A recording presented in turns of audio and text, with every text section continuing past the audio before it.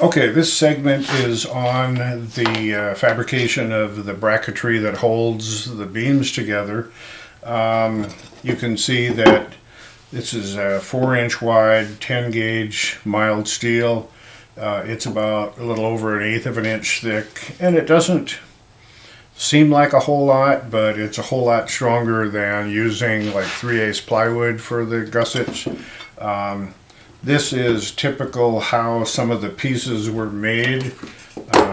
This one, for example, would be the bracketry up on the crown here. Was made in a couple pieces like this.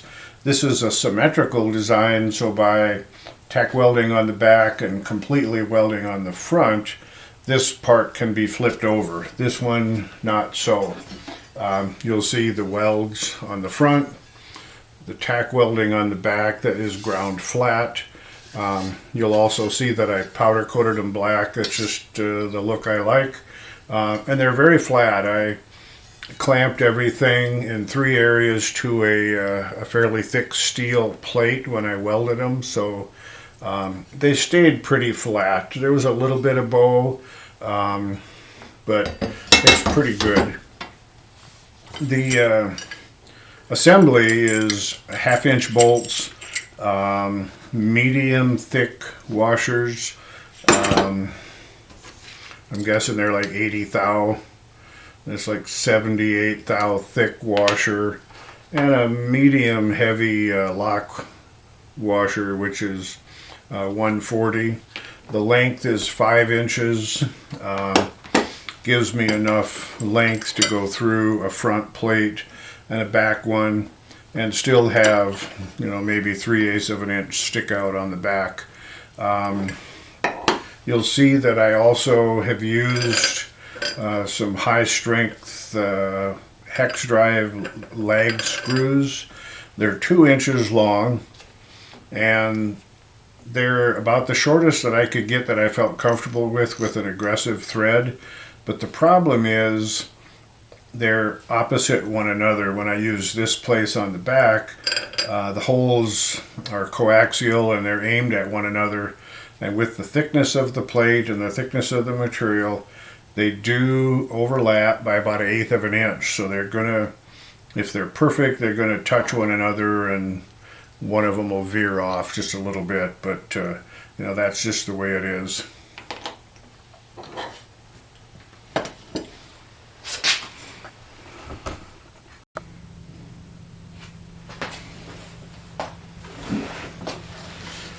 This is a little bit of information on the holes that I drilled.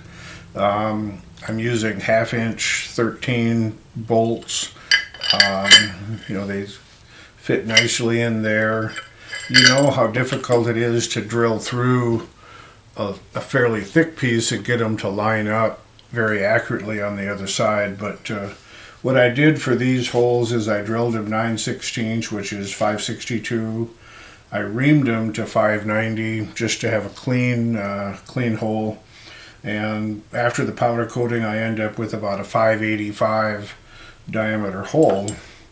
And with the bolt being just under 1/2 inch, you've got, a little bit of room as far as alignment for the back plate and the top plate. So that's what I did for the drilling.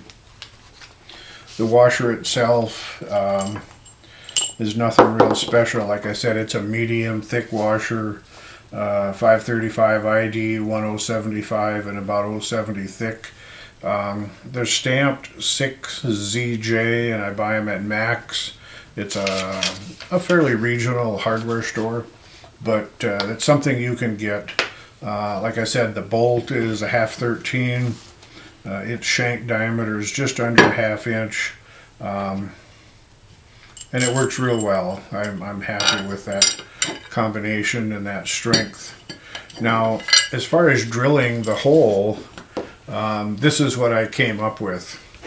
It's a drill guide for the 9/16 drill bit to go. There's about 20 thousandths diameter clearance here. And it's just material that I had. I put this in the corner. I filed all this and used a machinist square to get it as perpendicular as I could. You want to be drilling as straight as possible. Originally, I didn't have this feature on there, and I was clamping it, and I didn't feel like with the trigger clamps I was getting enough holding pressure, so I came up with a torque screw fairly close to the hole. It's below there, so that the clamping tension is done on the perimeter, not on this. So you'll see that. You'll also see I just used this pencil eraser in some of the videos. I put that in there because I didn't want the wood chips to plug the T25 end, and then I had a heck of a time getting it out. So it's just a debris plug.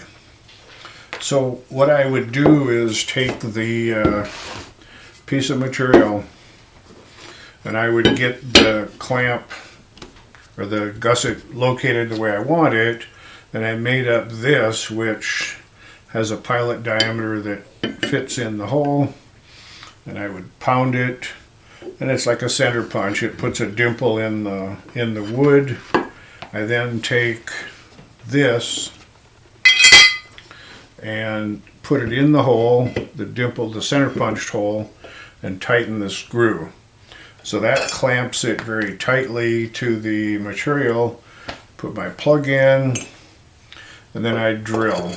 Now, I'm only able to get about 1.25 inches here before the chuck touches this. But you drill every once in a while, bring it out, clear out the debris, and just be careful to guide it straight. And then when I was done, after I've drilled it would have been 4 holes in this case, and I come back and I drill them and backfeed to get the debris out. And it has worked real well to get a perpendicular hole, be able to put the back plates on accurately. You do have, like I said, a little bit of forgiveness as far as being able to wiggle your plates around a little bit just to get them to line up.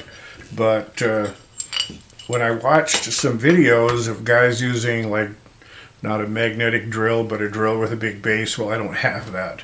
So I just came up with this. It's worked very well.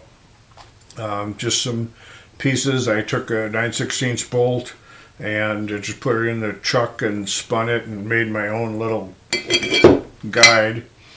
So that would have, I would center punch a hole, put this in there, clamp the screw, take this out, drill the hole, finish drilling the hole, good to go.